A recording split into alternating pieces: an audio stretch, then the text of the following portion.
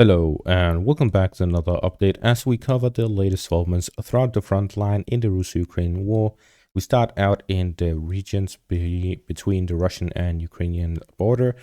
and based on the latest reports, it seems that the Ukrainian incursions into Russian lands has significantly decreased. More information about this was revealed by Putin himself, where he said that they knew about this operation 2 weeks prior and already rotated some Russian units to rotate out the conscripts and replace them with contracted soldiers, allowing them to have a significant advantage when defending and avoiding a Ukrainian success in the area, combining this with the prepared artillery and air force ready to attack or defend against these Ukrainian incursions into Russian lands allowed them to have major success, and the Ukrainians have so far been unable to capture a single village across the border, and it is unlikely to do so as the attacks have significantly decreased due to the heavy losses that they have suffered in these past days. Based on this, we can consider the Ukrainians having partial success, considering that the Russians had to rotate some of its contracted soldiers into the border area, where they were to dispel the Ukrainian offensive operations and also use their air force, which decreased the ability for them to use it on the front line and advance there during these few days, slowing down the Russian advances throughout the front. But also, the main goal of the Ukrainians was likely to get some sort of PR victory where they wanted to capture a village, at least one village, where in the end they suffered this many casualties that did not achieve that, which makes me in the end regard this as a small victory for the Ukrainians and a massive defeat for the Ukrainians at the same time.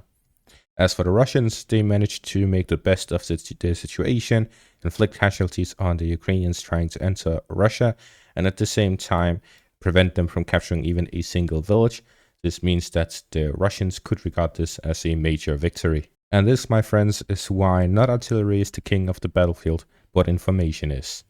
We then move on to the direction of Tabiivka, where here in the direction of the village itself, there is this geolocated footage, very old geolocated footage, but it indicates that the Russians did have a foothold within Tabiivka, and they likely still have, as there's been no reports of them, Ukrainians, being able to recapture it. But we do see that with the fortifications here in the Ukrainians' hands, and them recapturing the hill to the west of Tabiivka, it's only a matter of time until they are pushed back. But these counterattacks do cost men, as the Russians have significant firepower advantage, allowing them, despite their positions here in the lowgrounds, to have an advantage over the Ukrainians in the area.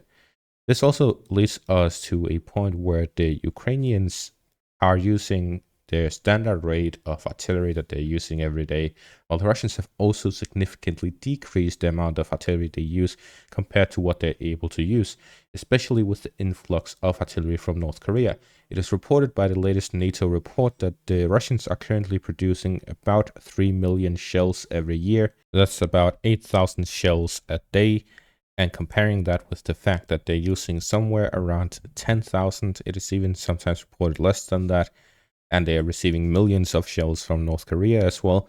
it is indicative of them saving up shells. It is also likely that they've decreased from the time where it was reported they're using 10,000 shells a day since the Battle of Avdiivka has ended, and they haven't really started any new offensive operations other than the positional fighting taking place throughout the front. So with this, we can conclude that the Russians is saving up artillery shells and other munitions in wait for their summer offensive. And the Ukrainians are trying to do the same with the new $200 million aid package coming from the United States and the 800,000 shells promised by the Czech Republic. They're looking to be able to defend themselves against such a Russian summer offensive once these aid packages arrive. Now, moving on, we have in the direction of the village of Tenen to the west of Avdiivka, there's the geolocated footage confirming the Russian presence here in the western parts of the village. And with this, the confirmed advances here have been geolocated, and now the Russians are fighting over the Dacha area here to the northwest of the village, allowing them to attempt to push the Ukrainians out while having control over the majority of the village. Fighting also continues in the direction of Verbove and Berdeshi, as the Russians are trying to push out the Ukrainians and gain an advantage. Following the end of the Ukrainian counterattacks, or the majority of the Ukrainian counterattacks, it has significantly decreased due to the using up most of their forces in these attempts under heavy fire by the Russians. It is becoming increasingly evident that the fighting here to the west of Tabiivka is largely even due to the fact that both sides are on the offensive. They're trying to gain an advantage and push out the other side, and whenever the one attack or counterattack ends, the other one starts to counterattack. And in that cycle, neither side really has a significant advantage, which leads to the current stalemate that is ongoing. We then move on here to the south in the direction of Robotyne, where there has been this Russian advance to the north of Verbove, here by the Surovikin line. And with this advance, the Russians are storming the fortifications here to the northwest of the village in an attempt of capturing them, allowing them to secure the northern flank of Verbove before pushing on to the fortifications here to the west and east of Robotyne. And with these fortifications being located there, it is likely that the Russians are looking here to capture these fortifications with the use of an armored assault. There is this armored assault released by one of the Russian groups that I'm following on Telegram. It is not geolocated or reported where the location of it is, but this group only posts from two directions, and that is from the Bakhmut direction and the Zaporizhia front. And based on the footage, it is likely that this is the Zaporizhia front, which would indicate that it is this exact area right here, where the Russians are launching this armored assault on the fortifications. And until there's geolocated confirmation, we'll just keep this as a hypothesis. But looking at the footage itself, we can see that there is a few infantry fighting vehicles, a tank, and armored personnel carriers driving towards and by some of these forest lines, shooting and providing cover fire for the infantry to dismount their vehicles and reach into the forest lines to start their infantry assaults and to gain control of these areas. They're under artillery fire, and the Russians are trying to gain an advantage by dismounting these infantry and then running up to the forest lines, taking cover. In the hypothetical situation that this is exactly here, it is likely that the armored vehicles are driving up next to the forest area here and shooting at the Ukrainian positions both to the north and to the west to provide cover fire for infantry to enter the forest lines and advance into the fortifications here by the